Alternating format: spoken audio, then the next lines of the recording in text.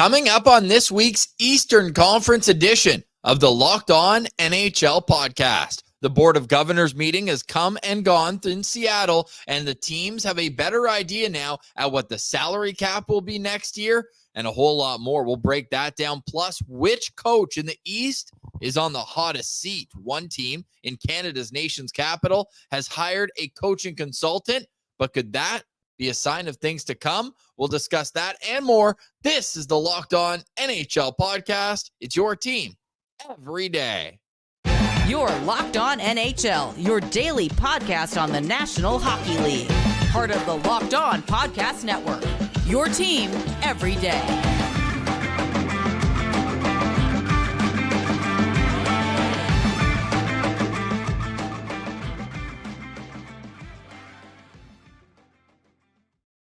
Welcome back to the Locked On NHL podcast. It's your team every day. Today is Wednesday, December 6th. I'm Ross Levitan from Locked On Senators, doing it a little differently. We've got an in-person show. I'm alongside Mike DiStefano from Locked On Maple Leafs. We are recording from downtown Toronto one day before the two teams we cover meet in the nation's capital. I will be boots on the ground of that.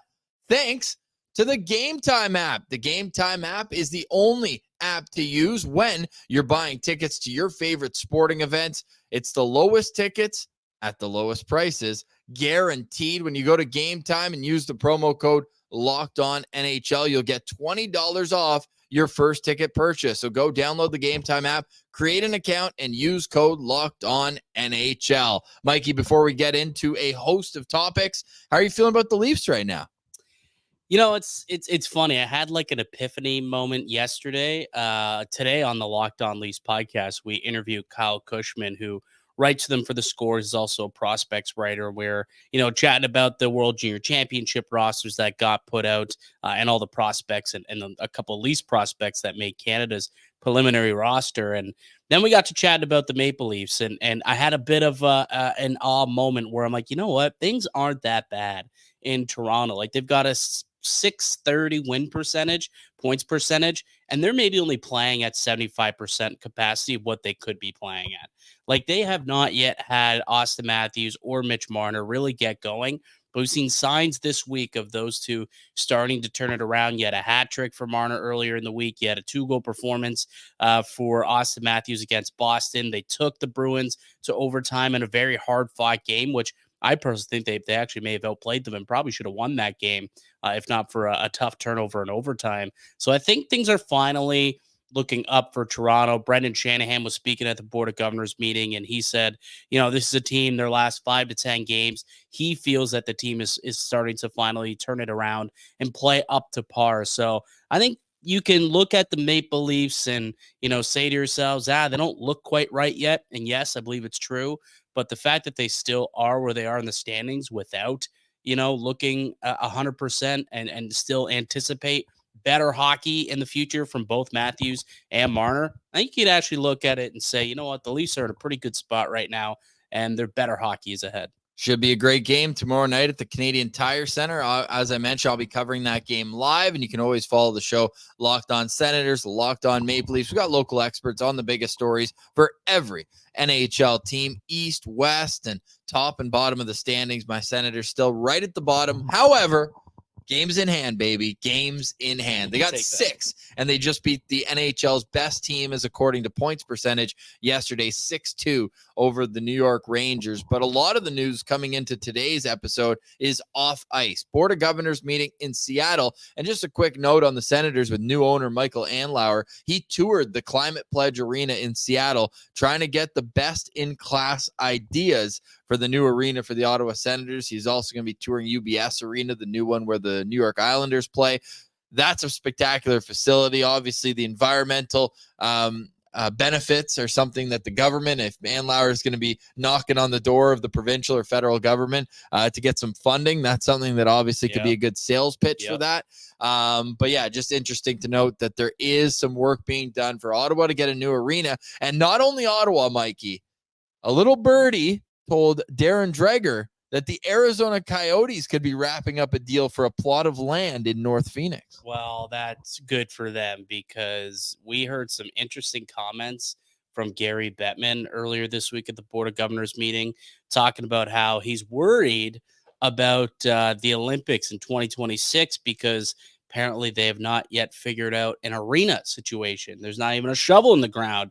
And I thought, boy, is that ever pot calling the kettle black, because he's got a situation in Arizona which is relatively the same. Not a single shovel in the ground, and that's in your own backyard. But I thankfully, because you know what, actually, Arizona, I know they're in the West, but man, they're playing some good hockey right now. They've won 5 in a row, beating the last 5 Stanley Cup champions. It could be for real. That is super cool. And could be a playoff team. I've been covering the Jets really closely over the last week too, and that battle for third in the Central, and even like Dallas one point up. I'll give you some credit too. You called Arizona as like a potential surprise team this year, so pat on the back to you, Ross. I didn't have Connor Ingram having 2 shutouts in the last 5 games. He looks absolutely phenomenal in goal for the Arizona Coyotes. We'll leave that one to Robin Lano over at Locked On Arizona Coyotes. You can go make sure to subscribe and watch and listen and all that with Locked On Coyotes, all of our local experts on the biggest stories. And Mikey, I know the biggest stories for us every single year, no matter whether our teams are drafting first or 32nd, even though neither of our teams have ever even sniffed drafting 32nd, which would mean you win the Stanley Cup. However, really sad news. This is going to be the last true draft the way we've come to love it, but at least they're going out with a bang. Are they ever? So, yeah, they announced that after this season, the draft will be decentralized, meaning, yeah, I agree. I absolutely hate it. But what it essentially means is all of the teams won't be at the draft. They won't be at the draft tables. They'll all be in their own little war room, similarly to how it works in the NFL. And I hate it because, like, I've attended, I don't know if you've attended a draft. Never. I was going to go in Montreal, then COVID knocked it out. Ottawa had 3rd and 5th. I was so ready. The Stützle draft. Yeah, so I went to the one in Buffalo, and the Leafs selected Austin Matthews, and I was there for the first round, and then I went back for rounds 2 through 7 on the following Saturday. And it's a lot of fun from a fan perspective to be there if you're like a really big hockey nut, because you get to watch the draft floor. You get to watch the GMs go and talk to each other. You see the conversations that are happening between, the general managers. And then on the Saturday, the amount of times that we saw GMs walk up right into the stands and sit and have conversations with player agents is insane. I remember Joe Sakic walked right past me and was maybe 5 rows up and about 6 seats over having a discussion with, I can't remember who the agent was, but someone's agent. And I just remember thinking, that's so cool. Like right in the stands with us, having these chats right in the middle of the draft. And you're not going to see that anymore, right? The fans won't be able to see that anymore. It's going to be interesting. I don't know. Like, I'm assuming the players will still go. And now it's just going to kind of be like the NFL where they're going to have their hug moment on stage with Gary Bettman, but you're not going to see the whole crew show up. You're not going to see the Edmonton Oilers Cats kid show up with a big old fro, with their first round pick anymore. It's not going to happen. It's tradition, and it's going away, and I don't like it. And it sucks too, because like one of my favorite moments in Sens history, the draft was in Ottawa in 2008. There's the drama of them trading up 3 picks. They know who they want to take. Who goes up to make the pick? Daniel Alfredsson, captain at the time. Who does he select? Erik Karlsson, a Swede who's playing right next to his hometown. And just that moment obviously starts out their whole careers as like, hey, you were almost like the chosen one by the guy who's built this franchise. Yeah, and one of my favorite things that I remember growing up, I used to watch like behind the scenes videos, like NHL Draft All Access. They used to have those on the NHL Network all the time, and I found them on YouTube.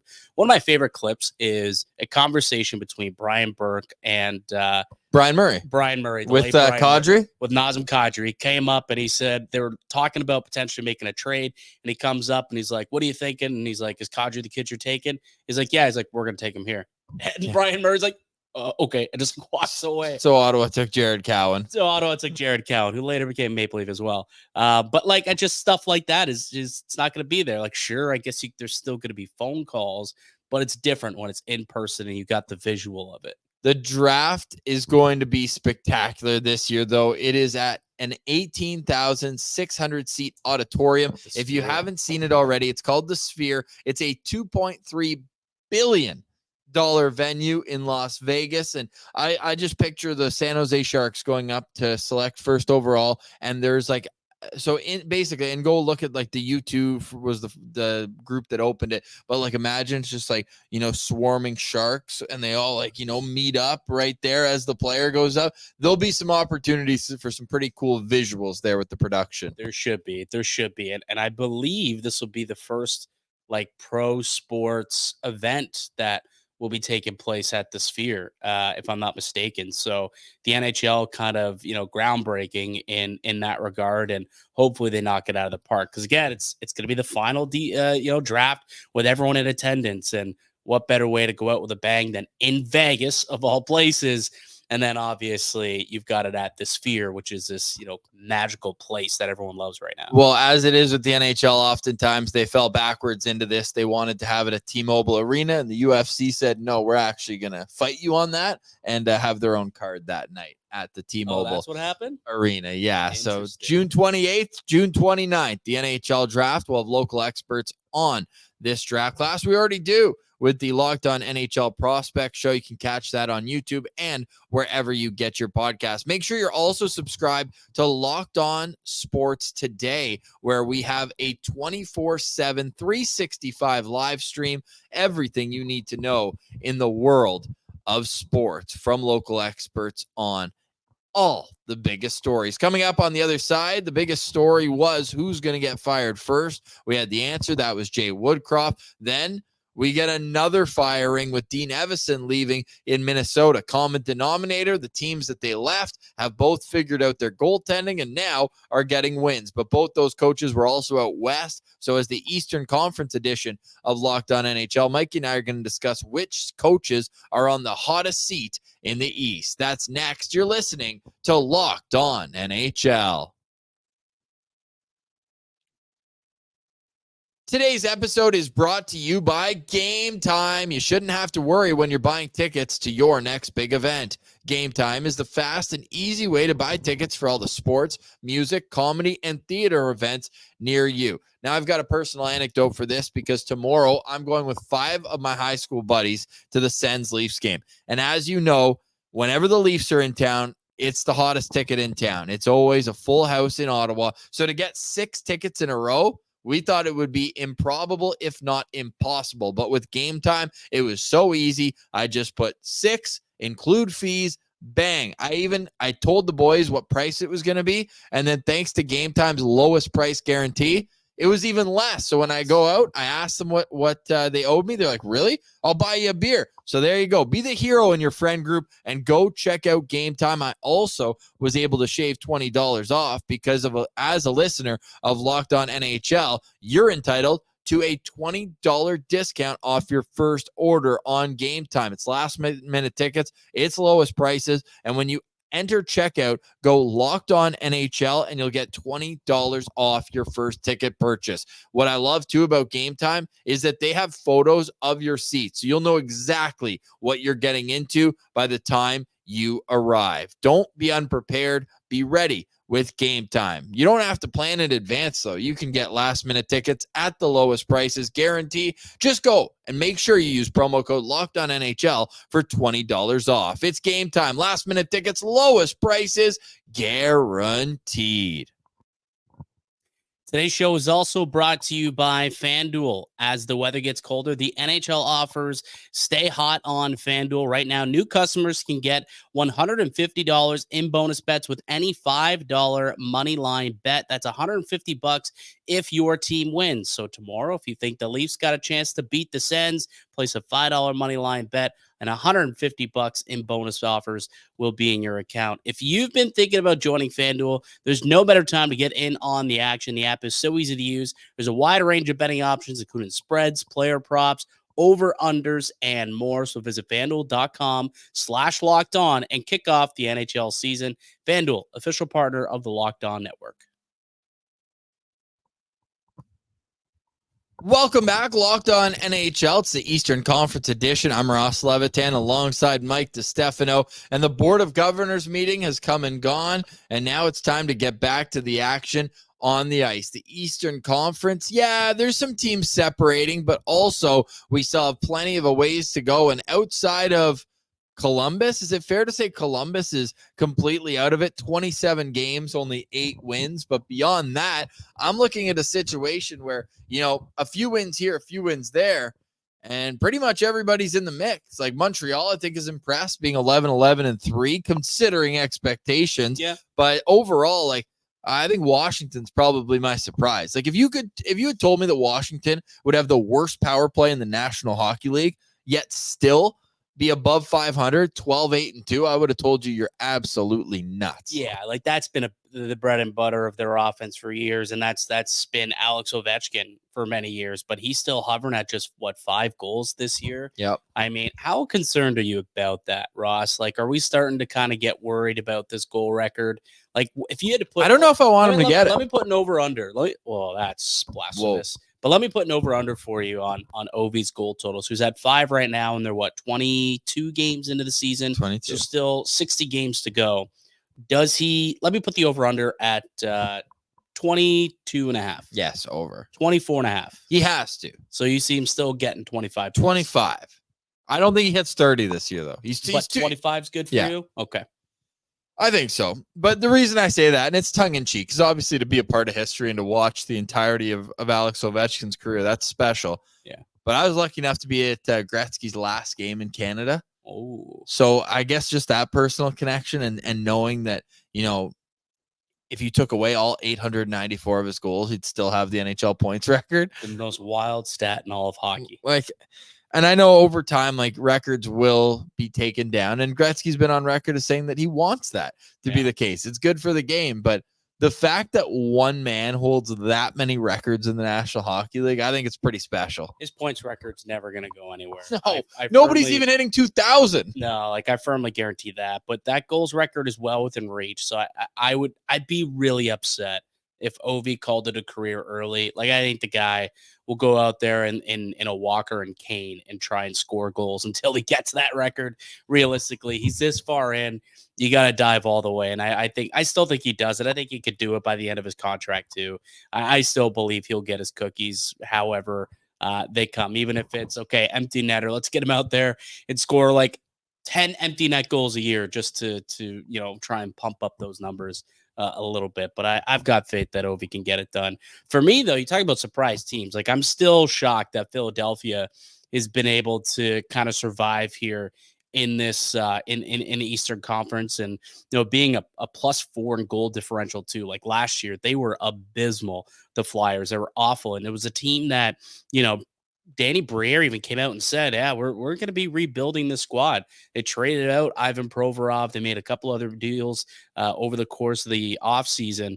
Yet this team is well above 500 right now. They're 13-10-2 with a +4 goal differential. I've been quite surprised by the Flyers. They're playing some good hockey. So both the teams we just talked about have new coaches as of last summer. John Tortorella, Spencer Carberry, former Toronto Maple Leafs assistant coach, now with the Washington Capitals. So those are some very cool seats. They've got the fan on, they're riding, they got the sunglasses on, the top's down on the convertible. They're feeling good as they drive their ship forward. But what teams in the East to you are the coaches on the hottest seat? Well, I think we got to start with your team in the Ottawa Senators with DJ Smith. I mean, they literally just hired a babysitter with this guy. You could talk to him more, but the Sens just announced today that they hired Jacques Martin. What's old is new again. Well, what's the title? Advisor to the head coach? Senior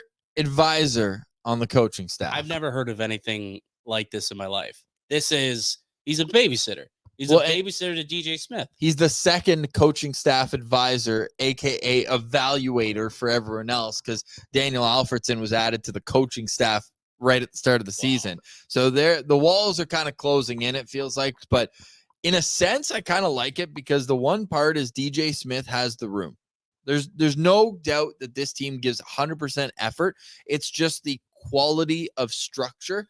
And that's what Jacques Martin was always known for, being a very rigid instructor. And people are like, oh, has he even coached? You know, he's with Ottawa in the early 2000s, the Battles of Ontario, all that. He's also the winningest coach in Sens history by far. Funny enough, he's the only. Is he living in the area? Is he living like Quebec? I think he's around. I mean, I'm sure he's going to be moving to Ottawa. This seems like a very full-time position for him. He was helping out with the Kingston Frontenacs at the start of this season, just as an advisor. But most recently, 2020, 2021, the COVID season, the bubble season, if you will, or sorry, after the bubble season, he was with the New York Rangers as an assistant. But he also has 2 Stanley Cups with the Pittsburgh Penguins. He was on the bench there running their defense. They had Rick Tocchet running the offense with Mike Sullivan. So he's not far removed from being in a situation where he's been dealing with some pretty good players. And look at that 2017 Penguins defense. That's a good bench, though. Yeah.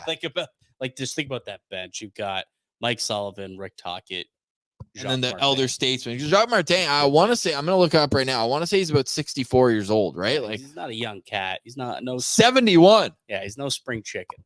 He ain't no spring chicken, Jacques Martin. But he does bring stability, and that's the word that they keep saying. So I am curious, like, as someone who covers the team on a day-to-day basis like yourself, like, how much, like, if you're DJ Smith, how much more are you worried about your job today than you were yesterday?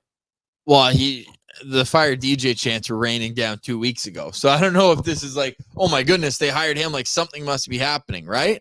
I mean, it could be, though. No, like realistically, this could be just, okay, DJ's got the room, and maybe, DJ can give some fun uncle, serious uncle type thing. I don't know. Like, if he's going to come in and completely change DJ systems, then what's the point of having DJ as your head coach? Vibes. You're going to, like, this is Ryan Reeves again. We're just going to hire a guy for vibes. Well, they probably play the amount. They probably sit. Yeah, he's not against the cap, and they both step foot on the ice the same amount. Yeah, exactly.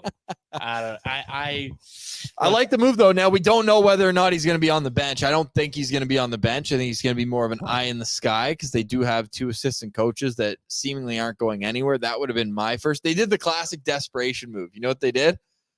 They swapped penalty kill and power play responsibilities. Davis Payne used to run the power play, and Jack Capuano was on the PK, and they flipped that last week. That's when it's like season flip. Yeah, it's like grab the whiteboard. You're running the PK now. That's strange. Just win faceoffs, get the puck out. I could run the PK in the NHL. No, it's a lot more intricate than that, obviously. But outside of that, and I mean, like, that's the news of the day was Jacques Martin being hired back. And like I said, the only coach in Sens history with more games coached than DJ Smith is Jacques Martin.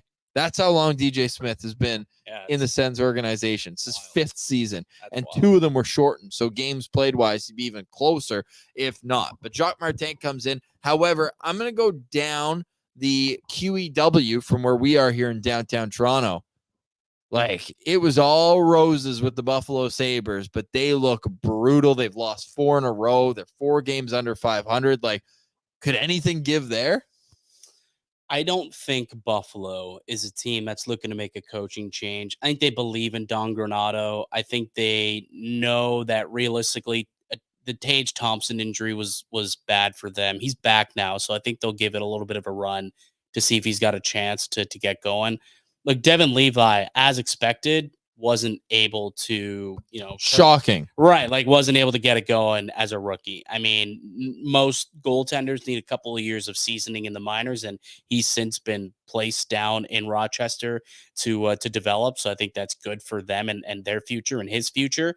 But ultimately, they got to start getting some goaltending. I think Ukko-Pekka Luukkonen he's almost like Tristan Jarry-like, where it's either a really good game or a really bad game out of that guy. So it'll be interesting to see what happens there. I don't think that Don Granato is on a hot seat. I would say maybe a warm seat at this point. If I'm looking at another team where I'm getting kind of worried, it's definitely in New Jersey. Like Lindy Ruff, I know last year was excellent, and the year that they had was outstanding. But you're hearing fire Lindy chants this season again. I thought they apologized for that. They apologized, but now they're taking it back, and now they're firing those fire Lindy chants once again in New Jersey. Because look, this is a team that we all. I'm pretty sure I came on this podcast and said the East runs through the Devils this year. They're not even in a playoff spot right now, Ross. Like it's and it's not like they have many games in hand either. They can't get goaltending. I mean, one, obvious, link with all of these struggling teams is bad goaltending. I get it. Like, find me a hot goalie, I'll find you a good coach. Find me a bad goalie, I'll find you a bad coach. Like, that's the old adage here. But that said, I think this team could use a new coach bump, just strictly because they need to turn their season around. This is a competitive year for them, where Buffalo's not quite there, I don't think. But Minnesota was supposed to be competitive, and obviously Edmonton was supposed to be competitive, and so is New Jersey. So I think that's where I look at Lindy Ruff and the Devils and think might be in some trouble here. He might find himself on the hot seat soon. We got more news of the New Jersey Devils on the other side. This is the Locked On NHL podcast.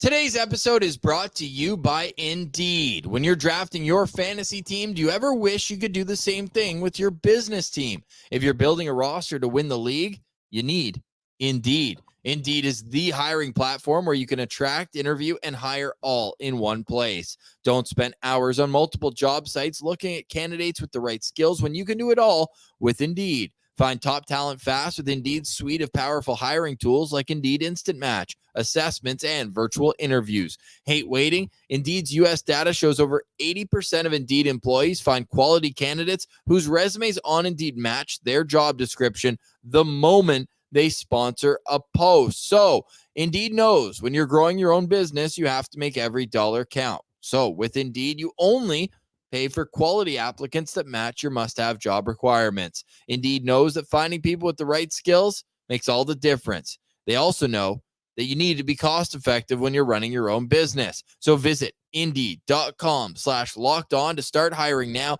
Just go to Indeed.com/lockedon. Indeed.com/lockedon. Terms and conditions apply. Cost per application pricing not available to everyone. Need to hire? You need Indeed. Welcome back, Locked On NHL, a live edition of the show. I'm Ross Levitan from Locked On Senators, alongside Mike DiStefano from Locked On Leafs. We're coming to you from downtown Toronto, but heading back to the Meadowlands, to New Jersey, Newark to be exact. And not only are the Devils losing games, they're losing players. Dougie Hamilton is out indefinitely with a torn pectoral muscle. The good news is Seaman Nemec was probably ready at this point, had 2 assists in his first career NHL game. But how do you think that's going to shake out over the course of the next couple months? It's obviously a tough blow for the Devils. Like, they're already reeling as is, and you lose one of your top defensemen, a top pair guy in Dougie Hamilton. It's going to be tough. They did get the win last night in the Hughes Bowl. They did surrender a 3-goal lead there that they had in the third period, but was able to finish it off and get themselves the full 2 points.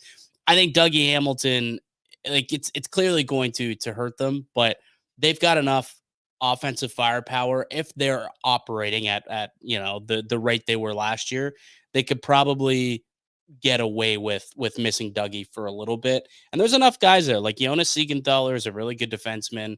Seaman Nemec, we'll see what he can do, but I think he's, there's a lot of promise for him as a defender. Like, there's some quality players on the back end there. So it will probably be, kind of a by committee type of thing, but it's a good squad. I still think that they'll be able to get it going. So Lane Lambert is the last name we wanted to bring up here on Coaches on the Hot Seat. He was livid, and rightfully so. Now, albeit the San Jose Sharks are kind of buzzing right now. They are. They're weirdly starting to get into a groove and win some hockey games. William Eklund is playing some good hockey. I think he had 3 points last night. First career 3-point game. Yeah.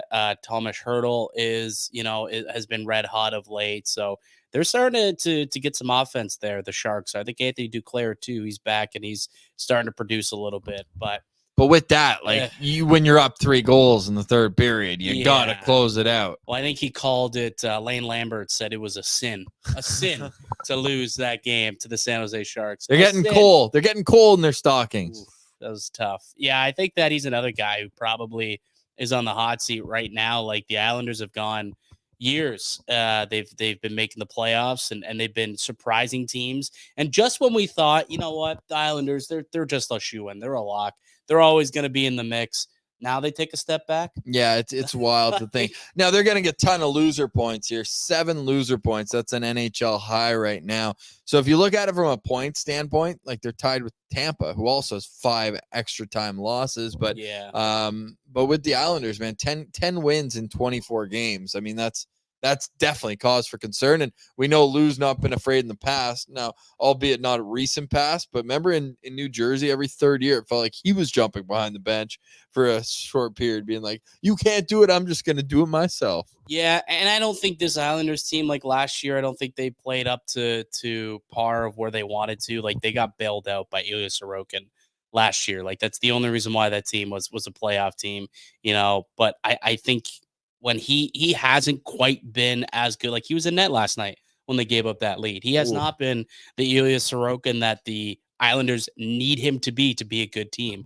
Like, they don't have a lot of offense on that squad. They're strictly, we're going to win games 2-1, 3-1, 2, whatever, 1-0 sometimes. And that's how we're going to win games. The problem is when that guy's giving up 3+ goals a night, they're not finding ways to find dubs. And that's, again, why they find themselves with just 10 wins in 24 games. Last team I want to touch on, because I got to cover them this past weekend, the Carolina Hurricanes. They are as advertised. They come at you. They don't belong in this conference. No. Rod the Bod is one of the most stable coaches, I think, in the NHL. Easily. No. These are my final thoughts on today's show, and it's just about how top to bottom, that is an unreal team. Now, Winnipeg got the 2-1 win. Mad scramble at the end. The shots at one point were 13-0 in this game. Winnipeg got their first shot 16 minutes into the game. Yeah, you called. We were on the phone chatting, and you were at the game, and you're like, dude, you wouldn't believe it. Here are the shot totals. This is the high danger total so far. It's like Winnipeg is just getting dummied right now by Carolina. And I mean, yeah, they are a wagon, and they got off to a little bit of a slow start. But we fully anticipated this team was going to round into form, and they would be perfectly fine. And, they are. Seth Jarvis is a player, dude. Absolutely, he is. Like, and he's having a nice breakout season here for the Hurricanes. Look, we knew that they were going to be a good team. Yeah. I'll be curious to see what they do with Brett Pesce, though, because he is a pending UFA.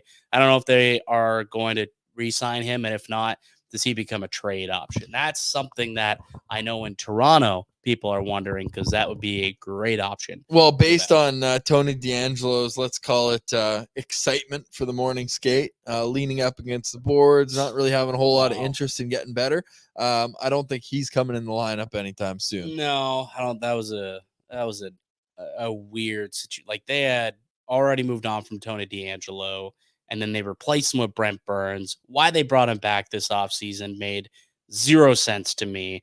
Not a shock that they're already putting that guy up in the press box, and he wants out. Two more final thoughts. One on Carolina. Shout out to Brent Burns, one of the most entertaining players this era. Last week, he hit the 600 career assist milestone. Wow. And in the same game, 850 points. Imagine how different his career would have been if he didn't make that adjustment to defense. Like, amazing. Like, just, he was a forward to start out his career, and then ends up transitioning to the blue line and becomes an all-star defenseman, one of the best in the game. Amazing. It's incredible. Also incredible, and this is a stat courtesy of TSN last night, because it was Sens versus Rangers. Yeah. Last week, Alexis Lafreniere got his 100th career point. Hey, he's starting to turn it up. He is, and I have nothing but good things to say about Alexis Lafreniere and Quentin Byfield. But in the exact same number of games, Tim Stützle last week hit his 200th career NHL point. Yeah. Wow. Hey, it's not how they start, though. It's how they finish, Ross. And people were already starting to say Stützle-Sanderson 1-2 best duo from that draft. Quentin Byfield might.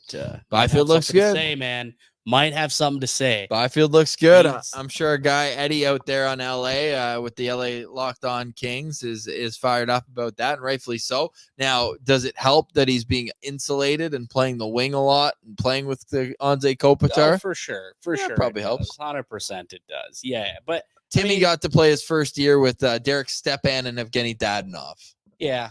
No, hey, look, like I said, Timmy's off to an outstanding start out in Ottawa, but what we're seeing from Quentin Byfield now in his this is what his third year in the NHL, maybe second full season in the NHL. He's starting to kind of figure things out.